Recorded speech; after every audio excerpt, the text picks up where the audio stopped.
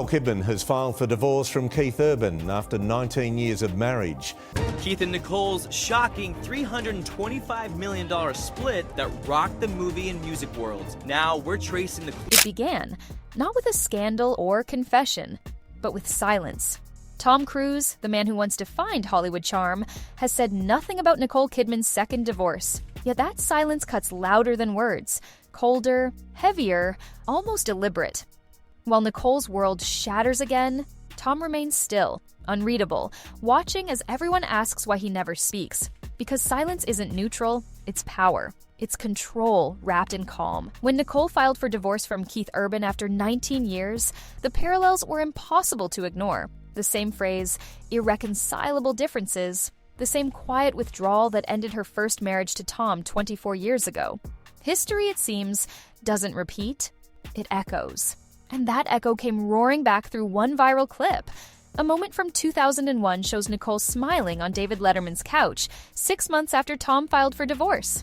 She laughs, radiant, and drops a single line. "Well, I can wear heels now."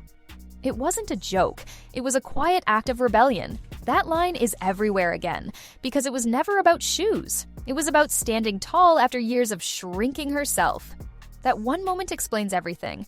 Tom's silence, Keith's distance, and the haunting pattern Nicole can't escape. Maybe Tom's silence isn't about the past.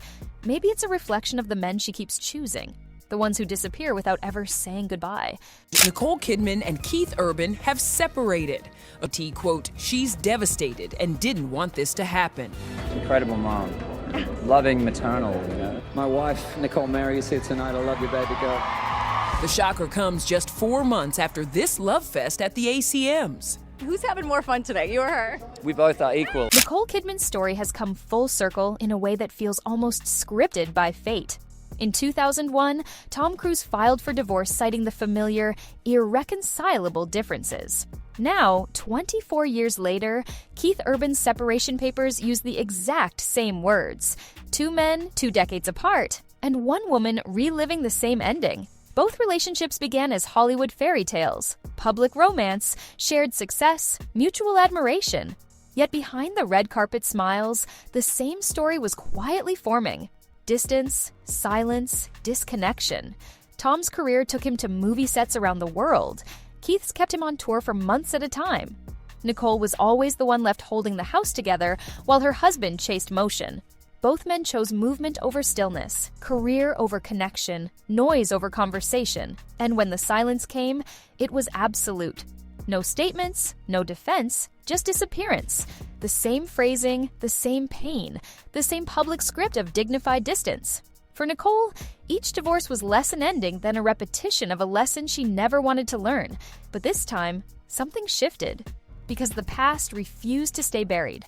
A clip from her first divorce was resurrected, and the internet saw what she had really been saying. It wasn't about fashion or height, it was about freedom. And that's where the real story begins. When Nicole Kidman said, "Well, I can wear heels now," the crowd laughed without understanding. She wasn't mocking Tom, she was liberating herself. At 5'11", she'd spent years shrinking beside him, both literally and emotionally. That moment on Letterman was the first time she stood at her true height, on national television no less. It was a coded message, "I'm done making myself small for someone else's comfort." The line was funny, but beneath it was a decade of submission and control. Nicole had admitted later that she gave up her own power to feel protected. She was young, in love, and willing to erase parts of herself to keep peace. That single sentence became a time capsule of every sacrifice she made in silence. When the clip resurfaced in 2025, viewers finally saw what she was really saying. It was about visibility, the right to take up space again without apology. After 2 decades, the same woman was once again learning how to stand tall. And this time, the echo of her own words must have felt hauntingly familiar. Because this wasn't just a joke that aged well. It was a warning she didn't see coming. The world laughed in 2001, but in 2025, the laughter feels like a ghost of what's to come. The heels were a metaphor for freedom, but also for cycles that never truly end. And Nicole is once again facing a man who walked away without a sound. Every relationship leaves a fingerprint, and Nicole's seem to share the same outline. Both men loved her deeply at first, until success and silence took their place. Tom walked out suddenly, without explanation. Keith did the same, emotionally, before he ever left. In both cases, Nicole was the one trying to hold on while they slipped away. The similarities are so striking, they almost feel cinematic. Tom filed first, Keith moved out first, and both refused to speak publicly afterward. Each time, Nicole was left to defend the silence of the men she loved. Each time, she turned that pain into poise, pretending grace was the same as healing. But silence isn't grace. It's absence. And absence leaves marks no camera can capture. To love someone who can vanish without a word is to question if you ever mattered at all. And that's the pattern that haunts Nicole's story from beginning to end. Now, the question is no longer about what Tom or Keith did, it's about why she keeps finding them. Why does a woman so strong, so self-aware, keep choosing men who fade into silence? And what if that silence isn't just a pattern, but a mirror of something inside her? The answer lies in the cold blueprint of Tom Cruise himself. Tom Cruise's silence isn't just personal, it's deliberate. For 24 years, he's spoken almost nothing about Nicole Kidman, not a word beyond a great actress. A decade of marriage erased from public memory as if it never existed. That's not indifference, that's strategy, a calculated effort to control the narrative by omission. In Hollywood, image is everything, and silence can be its most powerful illusion. By refusing to acknowledge Nicole, Tom rewrote his own history, removing her from his myth. It's as if those 10 years were a deleted scene from his movie, cut cleanly from the real. And yet, in every frame of her pain, his silence plays the leading role. Fans once thought the silence was dignified restraint, but now it feels like something else. It's a refusal to humanize the woman who once stood beside him. It's the cold art of emotional erasure, pretending someone never existed to preserve control. And after decades of this, Nicole's second divorce has become his unspoken encore. Because Tom's silence has always been more revealing than any interview could be. It shows the pattern of a man who can disconnect completely, without guilt, without trace. And the world is finally seeing that this silence isn't coincidence. It's a blueprint, one that another man, Keith Urban, seems to have followed perfectly. There are reasons Tom Cruise never breaks the silence, and none of them are innocent. Some point to Scientology, where Nicole is labeled a suppressive person, effectively erased. Others mention legal clauses, confidentiality agreements, and reputational control. Whatever the reason, the outcome is the same: a woman removed from the story she lived. Tom's silence is doctrine, a combination of faith, law, and image management. By never addressing Nicole, he keeps both power and mystery intact. Every unanswered question makes him seem more composed, more in control, but in truth, silence doesn't protect him. It imprisons him. The irony is painful. The man who preaches freedom through film remains bound by his own restraint. His public calm hides decades of private avoidance, buried behind contract and belief. He turned silence into a brand, and the world mistook it for strength. But strength isn't denial. It's acknowledgement. Something Tom refuses to give. And here's where Keith Urban enters the same stage, unknowingly repeating the same play. No comments, no reactions, no appearances beside Nicole since August. Just the same quiet vanishing act that feels rehearsed, almost copied. Because silence spreads like a contagion, and Nicole keeps catching it. Keith Urban was supposed to be different, the calm after the storm. He was the grounded musician, the family man who steadied Nicole's world. But even calm can turn cold when silence replaces connection. By August, Keith had already signed custody papers 2 months before anyone knew. No statements, no denials, no defense, just distance. He moved out quietly, continued touring, and left Nicole to carry the story alone. To the public, it seemed sudden. But to her, it was déjà vu. The same pattern, the same absence, the same hollow goodbye without words. Keith's silence mirrors Tom's almost perfectly, detached, polished, final. Both men left emotionally long before the world found out they were gone. Both men protected their image while Nicole protected the illusion. And in both cases, the silence spoke louder than any accusation ever could. For Nicole, the pain isn't just losing love, it's losing recognition. How do you grieve someone who refuses to admit you existed? How do you move on when silence becomes the final statement? Because what Nicole faced with Keith isn't heartbreak, it's repetition learned from Tom himself.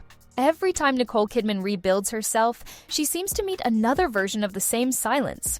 Tom's silence was wrapped in religion and power, Keith's in charm and exhaustion.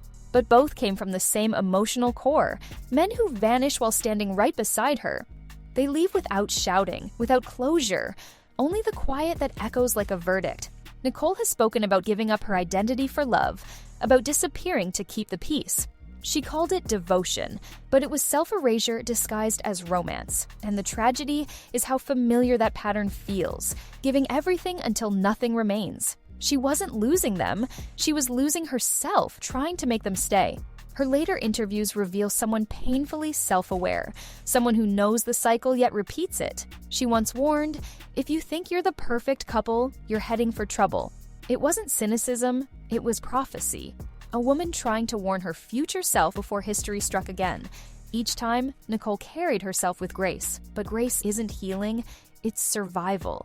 She stayed poised while the world dissected her private heartbreak. And maybe that's her final defense mechanism. Stay elegant so no one sees you bleed. But the silence she's surrounded by isn't elegance. It's isolation.